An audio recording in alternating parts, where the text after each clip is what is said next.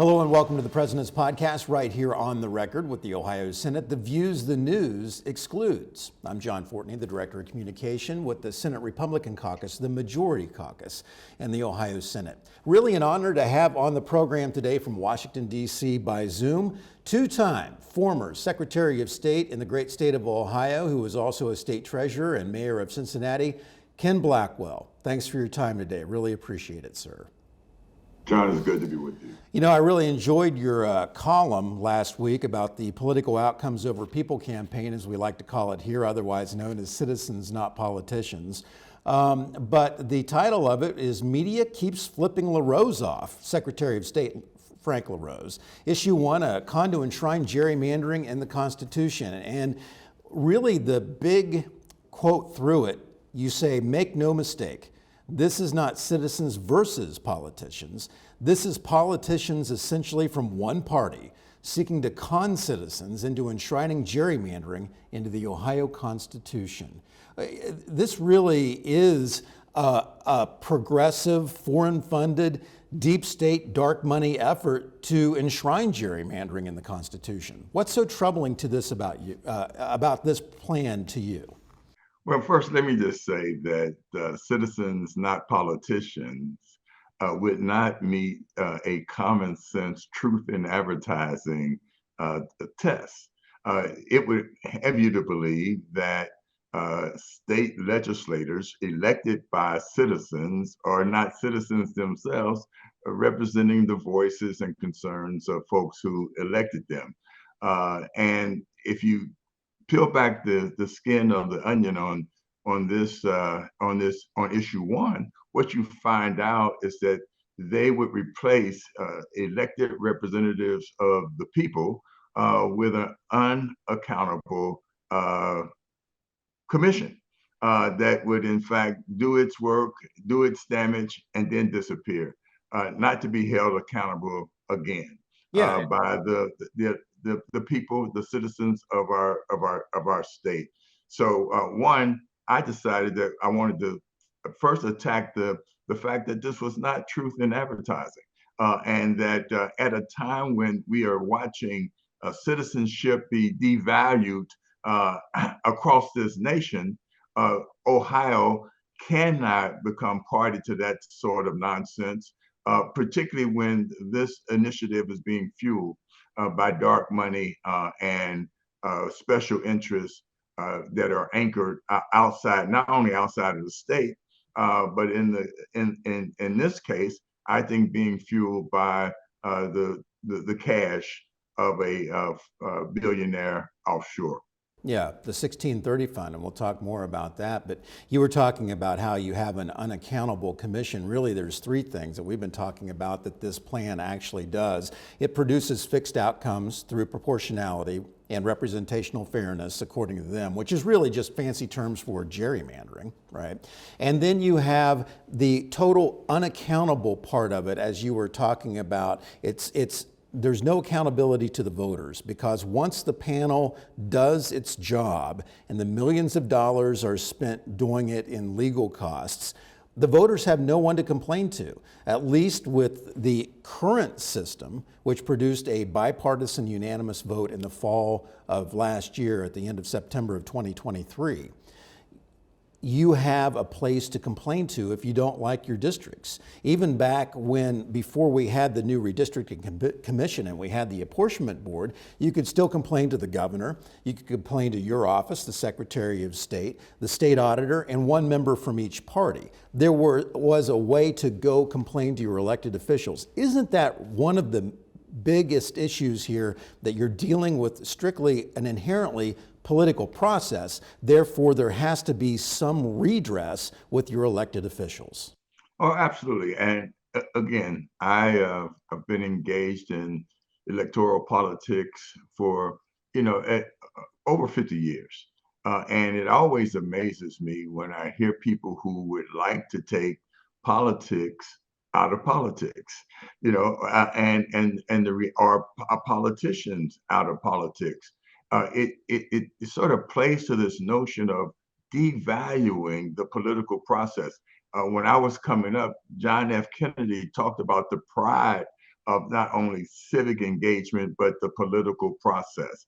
And the fact that in our constitutional republic, the way that the people speak into the process is through electing folks to represent them in legislative bodies. And so this is an attack when you start to talk about setting up these special, independent, non-accountable, unaccountable commissions. You actually start to, again, devalue the genius of our political system and our constitutional republic. Yeah, fixed outcomes, zero accountability, and an attack on democracy with this sort of fourth branch of deep state government that nobody can talk to or try to redress or come back to and complain about once the process is over. One of the comments that you made in your column was about the meltdown the editorial boards had after the ballot board approved the language for the ballot. And you say much ink, digital and otherwise, has been spilled in Ohio news outlets to publish editorial and opinion pieces firmly siding with the partisan out-of-state dark money funded effort to pass Issue 1. The sentiments could not have been more pro-Democrat than if the Ohio Democratic Party had written them. And I thought that that was spot on, very telling, but the editorial boards absolutely had a massive meltdown when the ballot board correctly called out that it repeals the anti-gerrymandering amendments that were passed by 70 and 75% of the voters in 2015 and 2018, and then took issue with the word gerrymander that this clearly wants to do. Yeah, I mean, the editorial boardrooms across the state, I think I could say with confidence, really, they really do lean heavily towards the left wing of American politics, and so they don't do they don't sort of pull back the curtain and take a look at not only who's funding this initiative, but the organizations that, in fact, have put this attack, this planned attack, before the citizens. And so, look, I think we need a very vigorous discussion and debate. It needs to be transparent. We need to know who, in fact, not only is the voice of this, but who's fueling this effort, so that folks can come out and engage and vote their interest. You know, I use this issue and what it stands for and the damage that it can do as a way to get out the vote of folks who might be otherwise reluctant to engage in the process, because their voice is the voice that will be stifled. Their voice will be the one ignored by this unaccountable commission that is doing the work of the far left in our state. And as you point out in that part of the column, the dark money foreign funded part, isn't it interesting that the 1630 Fund, which we've talked a lot about on this podcast and in our online content, which was founded by a Swiss billionaire who is not an American citizen, donated $6.6 million to the Political Outcomes Over People campaign. Article 4 out of Washington, D.C., $2 million. Our American Future, $1.5 million, also out of D.C. The Tides Foundation, of all places, out of San Francisco. Secretary Blackwell, what would the Tides Foundation out of San Francisco, California, why would they be at all interested in a redistricting campaign in the state of Ohio? And then the ACLU Foundation out of New York City, $1 million. That's just a few of them. 85% of the money was from out of state, and all of the major contributors basically were out of state. What does that say about not only who's funding this, but even the danger of foreign out of state dark money playing politics and meddling in our system of government in the state of Ohio? That's why I always try to come down on the side of transparency. You know, there's a biblical saying, those who would do evil love the darkness. People at the grassroots levels with pen lights and candles, you know, punching holes in the darkness of this scheme to actually create a more muscular non-accountable administrative state, and actually take voters out of the process. Remember who elected the representatives, the legislators that in fact uh, they got the charge from those initiatives that we talked about, where 70% of the people said do the right thing, and this is what they've been doing. And so this attack on the Secretary of State, this sort of flipping off of his doing his job. I think we need to speak back to these powers through the ballot box, and we can do that through engagement, because in the final analysis, uh, who draws the lines, how they are drawn. If in fact you're talking about making sure that people have a representative government, uh, if we don't speak out in this upcoming election on this issue, I will tell you, we're liable to see a configured.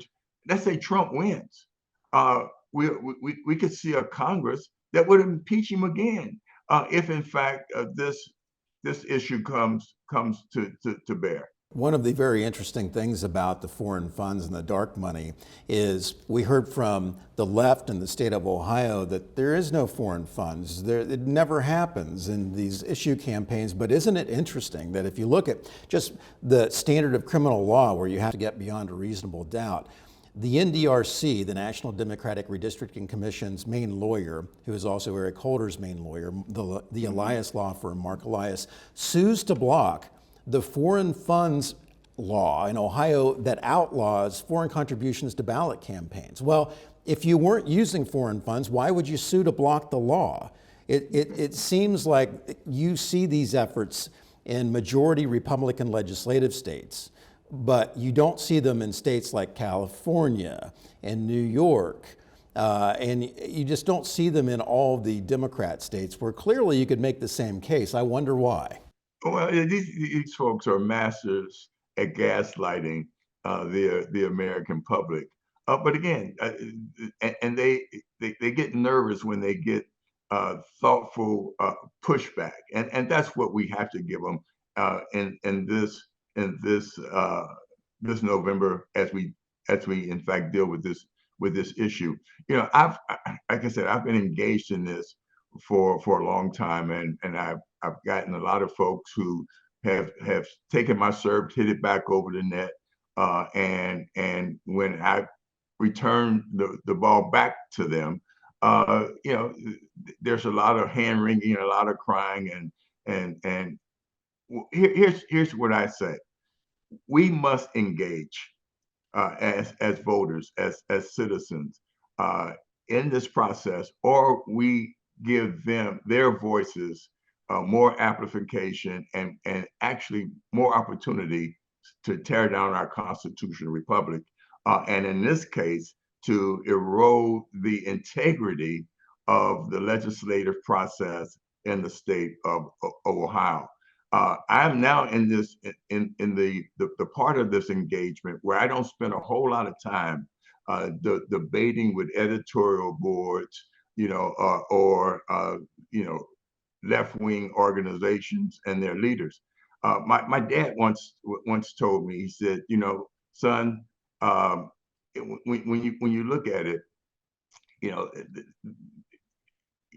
know, you can't spend a lot of time arguing with people whose mind is already made up to be against you, and so he says, bees don't spend a lot of time trying to convince flies that honey's better than dog poop.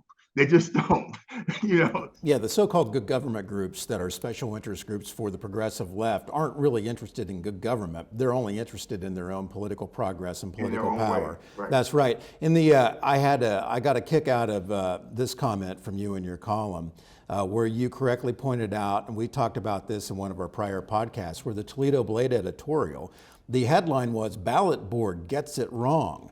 but about 3 paragraphs in says the following: "We have said that there is an element of gerrymandering in the Citizens Not Politicians Amendment." And the Dayton Daily News even admitted that November's issue 1 would repeal 2 anti-gerrymandering amendments. So it's interesting the level of contradiction that they either don't do their homework or they're too lazy to even bother to understand what's inside this voluminous issue 1 project. Yeah, and I'll be redundant. You know, the people spoke, a clear majority, as we've mentioned, in terms of the 70% of folks who said, "Go do your job." We in fact have thoughtful leaders, and we're now in a process where we have to once again double down and get this done. You know, get it right. And as the mayor, former mayor of Cincinnati, I think you certainly understand how government needs to run basically not only soundly, but you don't want to be part of a political district that stretches out for hundreds of miles, because in 2015 and 2018, all we ever heard about was the snake on the lake, the duck, the oddly drawn districts. And now the city of Cincinnati is within its own congressional district. In fact, the only big city in the state of Ohio that's not, because of population, is the city of Columbus. But would it be a disservice to the people of Cincinnati to see a district that would be drawn from Cincinnati all the way up into Hancock or even Allen County? I mean, we talk a lot about common communities of interest, and isn't a more compact community of interest better than a spoken wheel, oddly shaped, sprawling district around the state of Ohio, drawn simply for political power? Absolutely, John. And again, I won't be redundant. You've just laid out the competing notions that's on the ballot this coming November. The issue here is clear. We, in fact, as a state, we have in fact discussed this, and we're discussing it yet again. We need to go out, we need to defeat issue 1 and send a message to those dark money interests and those interests outside of the state that want to come in and disrupt our state, that we don't discourage discussion and debate. But once we make a decision, we don't need outside disturbances to try to just collapse the consensus that we've shared through the ballot box. It's as simple as that, John. It really is. That's why it's important. We're now at a point with mail in and absentee or early voting taking place. We in fact need to make sure that people don't sit on the sidelines. They have to get out. And the folks who they have elected and they've spoken to on this matter before, they have to get their support at the ballot box and send them the clear message back again. This system is one that is for Ohioans, determined by Ohioans, and not outside special interests. You know, one of the interesting things that has really taken shape as well when you dive into this amendment is who can serve on the commission, and it potentially discriminates and throws out the potential of millions of people who might have a common interest in not only serving on the panel because they have a family member who is an elected official or a family member who ran for office. And then this week, a group of former lawmakers, African-American lawmakers from Michigan and Ohio, also held a news conference in Columbus. And this, I just want to read you a couple of their comments. Sherry Gay Dagnogo, who served as a Michigan State Representative, was quoted as saying, because they had a similar issue that we are having on the ballot right now in Ohio. It was called Voters Not Politicians in Michigan. But she said, quote, they cut Detroit up into 22 pieces. And then she went on to say, well, I'll never turn my back on the black community and tell them that poison is good for you. This is poison. Issue 1 is poison because it will diminish and take away black leadership. And in fact, as we learned in Michigan, that the panel that drew the maps solely based on race. And a federal court told them that you violated the Equal Protection Clause of the Voting Rights Act and threw the maps out and told them to go back to the drawing board. And for the first time in 70 years, the city of Detroit, within the city limits, does not have an African American representing them in Congress. How disturbing is that to you as somebody who is African American, has a deep background in public service, and was a mayor of Cincinnati? Well, it's disturbing because again, it is it it really does marginalize, and as it was articulated in Detroit, it marginalizes the black voice to speak into the democratic process.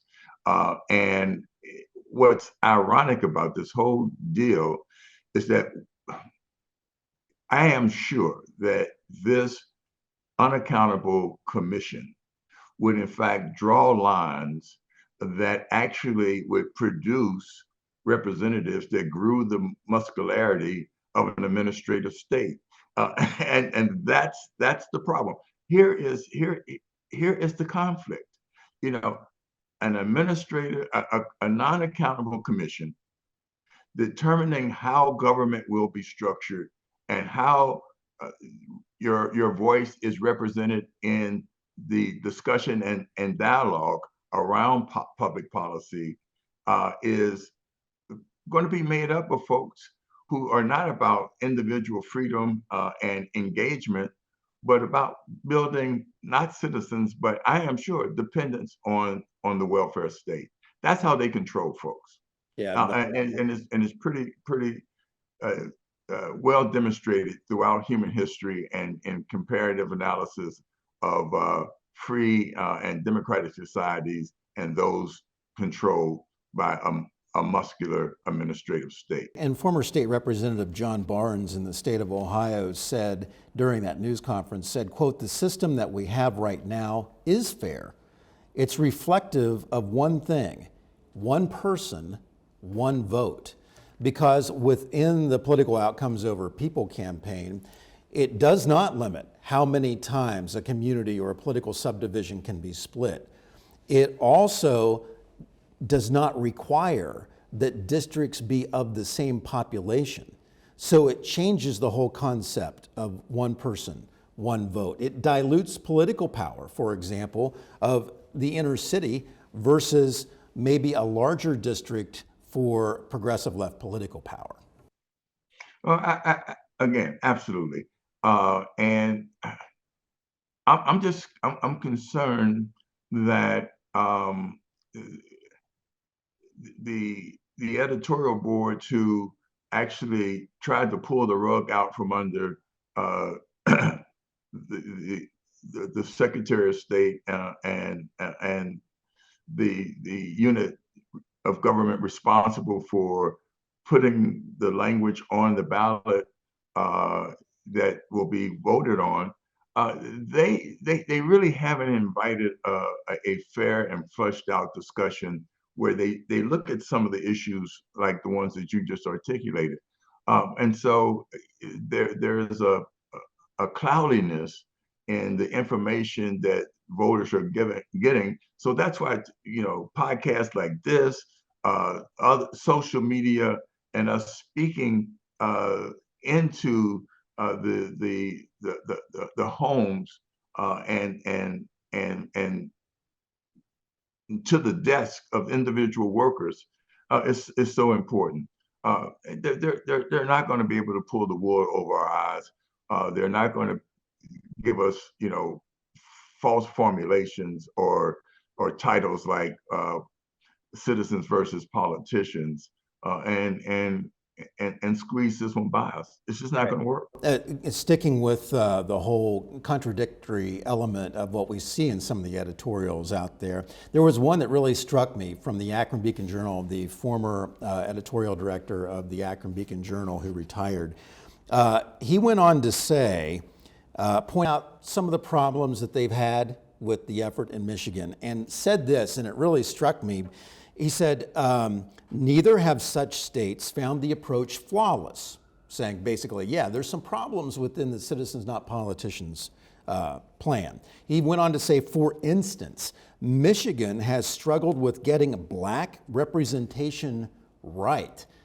And that struck me as offensively racist, that there is some proportionality, there's some correct percentage that, competition, candidates, campaigns, and issues matter, that no, this is about fixed outcomes, proportionality, and we have to figure out what the right percentage of the Black representation is. Is that offensive to you? Oh, it's offensive, and again, but it's offensive to anybody, not just on a racial basis, but who understands the importance of citizen engagement and people who they elect to represent them having the opportunity to do just that without being interfered with or meddled with. Here's the reality. Again, the administrative state, uh, they in fact love prescriptions, and you operate within their area of prescription, or there are negative consequences. The fact is that what that editorial writer was saying was that the human condition isn't perfect, and you get things right, you get things right, you get things wrong. The reality is that the voters have spoken. They've elected people to represent them in our representative government. They're doing their jobs, and if in fact something needs a tweak here or a tweak there, we do it. We don't throw out that system and in fact impose it and impose on it, some false narrative that is Yeah. okay by the administration, I mean, by an an elitist group. That's just not right. That's right. We did a column called "The Elitist Entitled and Always Offended." And as you talk about the administrative state, that's really what we're talking about. They feel like they know better than you do, very much how this whole plan basically is a fourth branch of deep state government overseen by the courts that can draw the map. And right now, with the system that we have right now, the courts can only rule whether you have violated part of Article 11 or Article 19 when we talk about the congressional maps. The court specifically cannot draw the map. And I found this statement to be very revealing from what I like to call the League of Liberal Misinformation these days, another good government group called the League of Women Voters. But Jen Miller was on a podcast from the Columbus Dispatch a few months ago and said the following, Secretary Blackwell. She said, but at the end of the day, there was no explicit ability for the Supreme Court to draw the map. We have that now. And she's referring to the Political Outcomes Over People campaign, that they don't want the General Assembly that was sent there by the voters to draw the map. They want the deep state courts to be drawing the map. And it to me truly speaks volumes about who the League of Women Voters really represents now, as they are on the same side as the NDRC, the same side as all the dark money being funded out of Washington, D.C., certainly not on the side of the voters. Why would you want the judicial branch drawing a map for the legislative branch? The legislative branch, Secretary Blackwell, does not pass a bill and tell the Supreme Court how it should be ruling on a case. No, absolutely not. And it's topsy-turvy in terms of what they want to do. It is, disrupt until we get what we want. And what we're getting ready to do this November is send yet another resounding message, and that is that we've sent folks to Columbus to do a job. And if they don't get it right, we can unseat them. But we're not going to let somebody who, in fact, is just disturbed with the outcomes of the present system to basically say we are ready to take control, draw the lines, and not be held accountable by the citizens that we claim that whose interests we work. But it's also interesting how you hear the far left in this campaign talk about just certain protected members of the General Assembly. Like you could never have a Democrat ever in Northwest Ohio in the rural areas, and you could never have a Republican in some of the, and I totally dismiss that. It's not gerrymandering. That's geography. That's demographics of where people choose to live. And by default, they choose to live in an area that mainly reflects, I think, oftentimes their values, and you tend to have the same type of voting group within those areas. That's not gerrymandering, that's simply geography, but trying to then tamper with that and draw proportionality into these districts or fixed outcomes, you're just gerrymandering toward a fixed outcome to dilute political power, and you're really diluting the political power of the people living in those districts. Oh, absolutely. Well, yeah, I think, again, if you're not registered to vote, hurry up and register to vote. If, in fact, you're not convinced that there's enough at stake for you to go out and vote, reconsider. There is. What we have at stake here is citizen control over a process.